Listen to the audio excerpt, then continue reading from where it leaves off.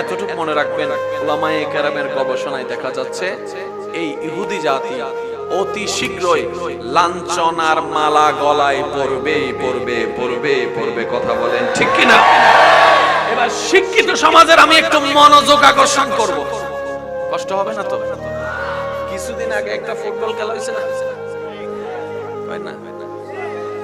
কি কি ও খাইছে রে উল্টা। এইসব ঠিক কইছে কারা জানেননি? যারা দিচ্ছে হেরা। আচ্ছা, এই খেলা সবাই মিলে দেখছেন। নেপালের লেভেলে খেলা হইলে দেখতেন? নেপালের সাথে খেলা হইলে দেখতেন? কেন? একটু দল হইল, দল হলো, এই দলের সাথে তো খেলা জমে না। খেলা হতে হবে বাঘে মহিষে লড়াই। খেলা হতে হবে বাঘে মহিষে লড়াই। এখন যদি দেখেন হাতির সাথে ইন্দুরে ঝগড়া করে, দেখা রাখবেন। কথা বলতে হবে, কথা বলতে হবে, ঠিক না? যদি দেখেন যে হাতি আর বাঘ, দেখ এটা জমবে। এবার আমি আপনাদেরকে প্রশ্ন করব, আপনারা উত্তর দিবেন। দুনিয়াবি ক্ষেত্রে কোন দেশ বেশি শক্তিশালী, ফিলিস্তিন নাকি ইসরাইল? আবেগ দিয়ে কথা বলেন না, বুঝে কথা বলেন। দুনিয়াবি ভাবে কোন দেশ বেশি শক্তিশালী? টাকার ক্ষেত্রে, ডলারের ক্ষেত্রে, পরিপার্শ্বিক দেশের সাপোর্ট হিসেবে, তারপরে আপনার বোমার ক্ষেত্রে, ড্রোনের ক্ষেত্রে, একটু সবাই মিলে বলেন না। ড্রোনের ক্ষেত্রে, মিসাইলের ক্ষেত্রে, প্রশাসনিক ক্ষেত্রে, বিভিন্ন দেশের সাথে সম্পর্ক ঠিক রাখার ক্ষেত্রে, অর্থনৈতিক ক্ষেত্রে, সামাজিক ক্ষেত্রে, সব দিক দিয়ে শক্তিশালী ইসরাইল। ভাবেন, কথাটা একটু ভাববেন। এবং তাকে সাপোর্ট দেনেওয়ালা অনেক দেশ। পক্ষান্তরে ফিলিস্তিন দুর্বল আর দুর্বল।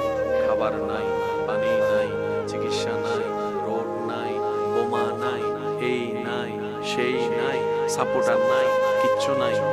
কিচ্ছু না থাকার পরেও আজকে বছরের পর বছর এই ইসরায়েলিরা ফিলিস্তিনের উপরে 40, 30, 50 বছর হামলা করার পরও ফিলিস্তিনিদেরকে এখনো দমাইতে পারে নাই। কথা বলেন ঠিক কিনা?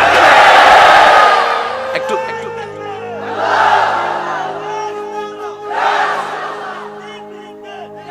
উচ্চ আওয়াজে একবার বলেন না সুবহানাল্লাহ। ইসরায়েল হচ্ছে হাতি, ফিলিস্তিন হচ্ছে একটা ইঁদুরের মতো দুনিয়াবি হিসাবে। কিন্তু হাতি হয়েও ইঁদুরকে দমাইতে পারে নাই। আর যুদ্ধটা একদিন নয়, এক বছর নয়, বছরের পর বছর, আমাদের জন্মের আগে থেকে। কিরে, ফিলিস্তিন তো অনেক ছোট দেশ, গান মটকাদা শেষ করে চেষ্টা তো করতেছে, কিন্তু কেন জানি পারি না, কেন জানি পারি না, কেন জানি পারি না। ভাবেন না, আপনারা যারা সমাজ বিজ্ঞান, রাষ্ট্রবিজ্ঞান নিয়ে পড়ালেখা করেন, 75 বছর আমার হুজুর বলছেন, 75 বছর পর্যন্ত চেষ্টা করার পরে 48 থেকে চলছে, এখনো পর্যন্ত শেষ পর্যন্ত তারা গবেষণা করে এই ফিলিস্তিনে আছে কি বাইর করে। কিছু তো একটা, কিছু তো একটা। তাহলে আমরা এদিকে মারি, এদিকে মারি, তারা একটা মারলে আমরা 10টা মারি। তাদের ডলার হচ্ছে 1000 টাকা, আমাদের ডলার হচ্ছে 1 কোটি টাকা। সব দিক দিয়ে আমরা পারি না, কিছু আছে। শেষ পর্যন্ত তাদের ধর্মগুরুরা গবেষণা করে দেখে এই ফিলিস্তিন হচ্ছে সেই স্থান যেটার সম্পর্কে নবীর হাদিসের মধ্যে ঘোষণা পাওয়া যায়। ফিলিস্তিন হচ্ছে সেই ভূমি যেই ভূমিতে আল্লাহর প্রিয় বান্দাদের পদচারণ হয়েছে। সুবহানাল্লাহ। ফিলিস্তিন হচ্ছে সেই জমি যে জমিনের মধ্যে রাহমাতুল লিল আলামিনকে আল্লাহ মক্কা থেকে আকসায় এনে ইমাম বানিয়ে নামাজ পড়িয়েছেন। সুবহানাল্লাহ। ফিলিস্তিন হচ্ছে সেই জায়গা যে জায়গার মধ্যে আল্লাহর প্রিয় বান্দাদের পদচারণ হয়েছে, আল্লাহ তাআলার বিশেষ রহমতের নিদর্শন পাওয়া গিয়েছে। এবং অতি শীঘ্রই এটা স্বাধীন হবেই ইনশাআল্লাহ। বলবেন না? কেমনে হবে? আল্লাহই ভালো জানে। আরেকটু জোরে বলেন না। আলম তারা কাইফা ফাআলা রাব্বুকা বিআসহাবিল ফিল আলম ইয়াজআল কাইদাহুম ফি তাদলিল ওয়া আরসালা আলাইহিম তায়রান আবাবিল তারমিহিম বিহিজারাতিন মিন সিজিল। এত বড় বড় হাতি আসছে আল্লাহর ঘর ভাঙতে। আব্রাহা বাদশা এত বড় বড় হাতি লইয়া, বড় বড় হাতি লইয়া আব্রাহা বাদশা বলে যে দেশটা আমার, প্রজা আমার, খাওয়াই আমি, কিন্তু তারা আমারে সিজদা না করে করে কোন জায়গায় একটু খবর নিয়ে দেখতো, দেখে যে তার চাইতে বেশি সম্মান করে মানুষেরা আল্লাহর ঘর খানায় ঘর কাবাকে। সুবহানাল্লাহ। সে কয় যে আমার খাইয়া ঘরের সম্মান করস, মানতাম না, ওই ঘরটারে উড়াই দে, উড়াই দে। মক্কা শরীফের সেই কাবা ঘর আর কি এইটারে উড়াই দে, উড়াই দে। বড় বড় হাতি লইয়া কাবা শরীফ ভাঙার জন্য আব্রাহার দল রওনা হয়েছে।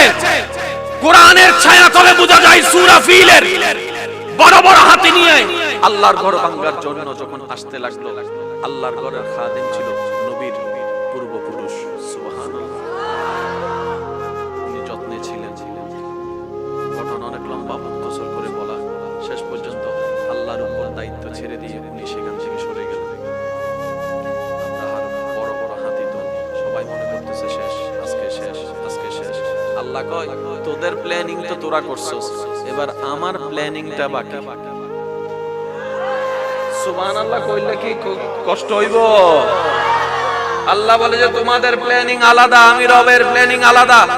এবার সকাল যখন হয়ে গেল, আল্লাহ তাআলা আলাম তারা কাইফা ফাআলা রাব্বুকা বিআসহাবিল ফিল আলাম ইয়াজআল কাইদাহুম ফি তাদলিল ওয়া আরসালা আলাইহিম তায়রান আবাবিল।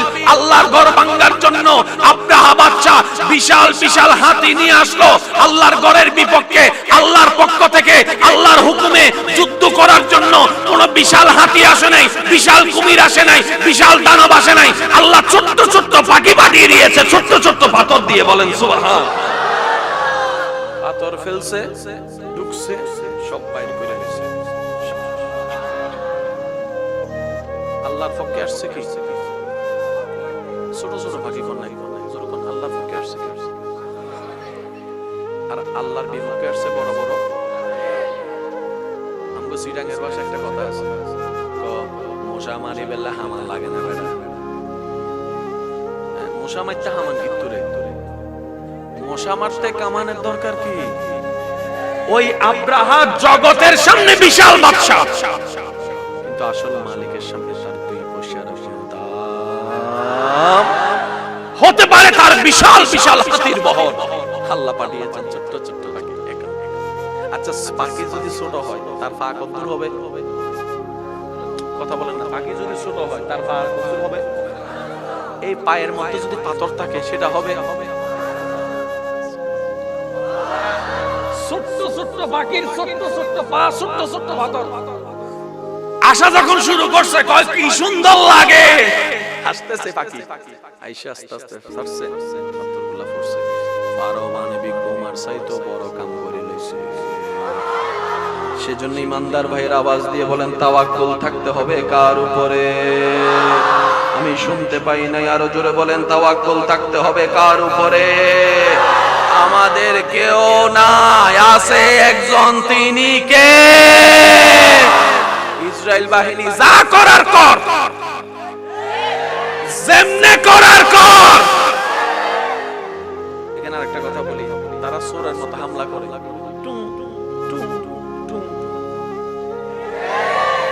আমরা সবাই এখানে বসে রয়েছি, চুম করে ফেলাইছে, আমরা জিতে গেছি। কাপুরুষ বাপের বেটা যদি হস, একটা মাতলো না, বিশাল একটা মাতলো, পৃথিবীর সমস্ত মিডিয়ার লাইভ দেখাইতে বল, একদিকে তোরাই, আরেকদিকে মুসলমানের বাচ্চারা যাবে, মুসলমানের সন্তানরা যাবে, মুসলমানের সন্তানরা যাবে। আরে যুদ্ধ যদি করতে মন চাই সামনে সামনে কর। আরে তোরা করবি না, কারণ তারা ভালো করে জানে তাদের বাপ-দাদারা বদরের যুদ্ধের মধ্যে টিকতে পারে নাই। কথা বলেন ঠিক কিনা? সেজন্য তারা শুধু আরো জোরে বলতে হবে ঠিক কিনা? সামনাসামনি পারবো, কথা কয় না, সামনাসামনি পারবো। এখানে আমি আপনাদেরকে বিরক্ত হচ্ছেন না তো?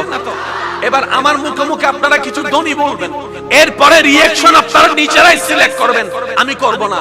আপনারা বলেন তো আকাশ, ভাই জোরে বলেন না, আমি নাম শোনাচ্ছি আপনাদেরকে, একটু বলেন। আকাশ, বাতাস, পাতাল, জমিন, পাহাড়, নদী, নালা, আমেরিকা।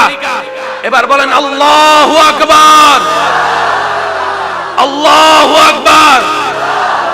এতগুলা নামের ভিতরে কোন নামটা বলার সময় আপনার শরীরের ভিতরে একটু গরম গরম লাগছে? একটু আপনারাই বলেন, আমি বলবো না। কোন নামটা বলার পরে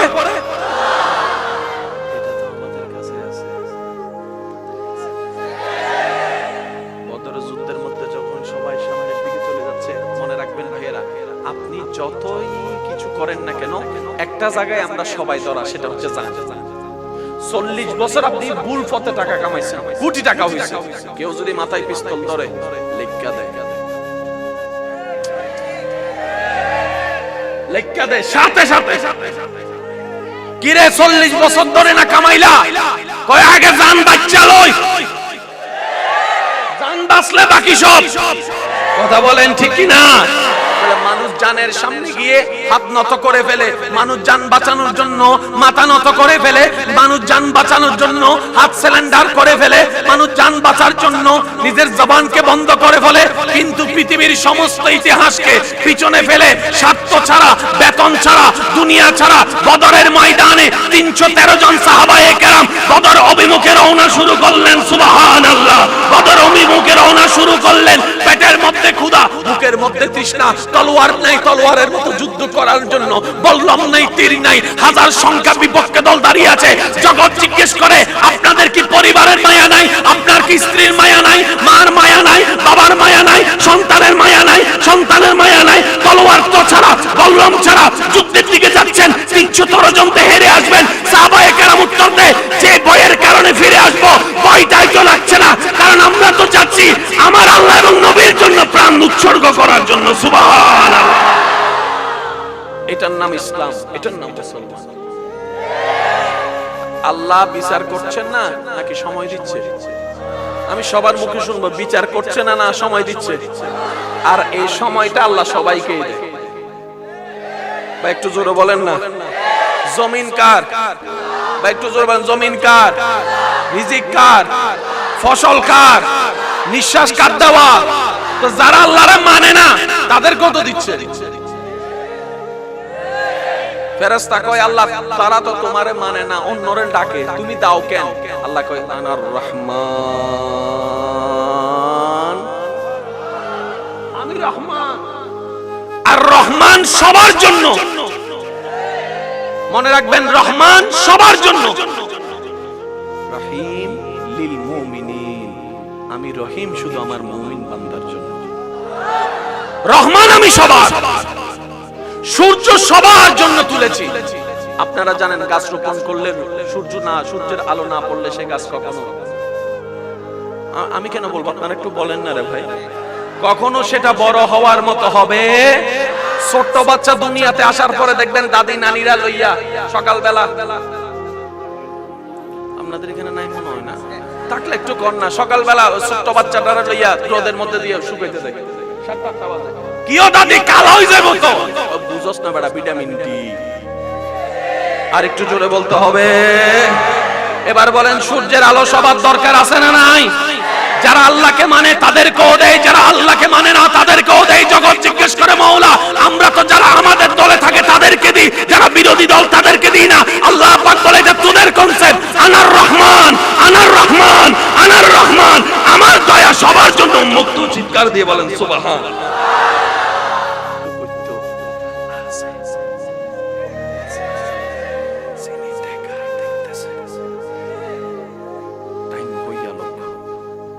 টাইম হইলেই আমার ভাই বলতেছে, ছাড় দেন, ছেড়ে দেন। আল্লাহ আমাদের সবার ঈমান হেফাজত করুন। আর একটু জোরে বলবেন না ভাইয়া? আল্লাহ আমাদের সবাইকে মরণ পর্যন্ত ঈমান এবং ইজ্জত নিয়ে বসবাস করার তৌফিক দান করুন। এবার ঈমানদার ভাইয়েরা একটু খেয়াল করবেন, আমাদের একজন স্রষ্টা আছে, তিনি কে? আল্লাহ। ওই আল্লাহর একটা কালাম আছে, সেটার নাম কোরআন। কোরআনের প্রথম সূরা হচ্ছে সূরা ফাতিহা। সূরা ফাতিহার প্রথম নাম্বার লাইনটা সবাই মিলে একটু বলেন তো, বিসমিল্লাহির রহমানির রহিম, আলহামদুলিল্লাহ। মাশাআল্লাহ মাশাআল্লাহ, আরেকবার আলহামদুলিল্লাহ। মাশাআল্লাহ, আরেকবার, শেষবারের মতো, আলহামদুলিল্লাহি রাব্বিল।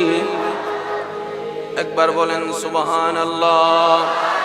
আল্লাহ তাআলা পৃথিবীর শ্রেষ্ঠ দামি কিতাব কোরআনুল কারীম সূরা ফাতিহা দিয়ে শুরু করেছেন। সূরা ফাতিহার মধ্যে প্রথম লাইন আল্লাহ দিয়েছেন চারটা শব্দ, আলহামদুলিল্লাহ রাব্বিল আলামিন। মাইকের আওয়াজ এই মুহূর্তে যত দূর যাচ্ছে, যে যেখান থেকে শুনতে পাচ্ছেন, গভীর মনোযোগ। আল্লাহ তাআলা শুরু করছেন আলহামদুলিল্লাহি রাব্বিল আলামিন, যার মূল অর্থ হচ্ছে সমস্ত প্রশংসা আল্লাহর জন্য। কে